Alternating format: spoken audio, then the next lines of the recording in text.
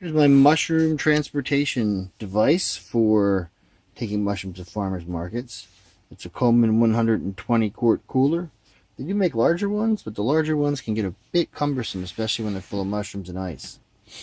So I got some different size containers, and I got more than just what you see in the box, so I can swap them out depending on what I'm doing or selling or taking to the market. So these guys are for your bigger oyster clusters and larger mushrooms. And then we have these guys here are for medium-sized mushrooms. And I've got holes in all of them. I heated up a piece of pipe with a torch and just blew holes in them so the mushrooms can breathe. Then down here, I haven't made holes in these yet, but these are for like little trumpet mushrooms or small kings, something like that. So you can switch them out, you know, make it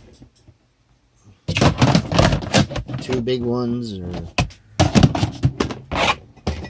that. Or you could then take these guys here out if you wanted, and fit some more in. So it's pretty cool. There's enough room on top to put ice packs. Still close the thing up. So that is my, that's what I plan on using. Take my mushrooms to market.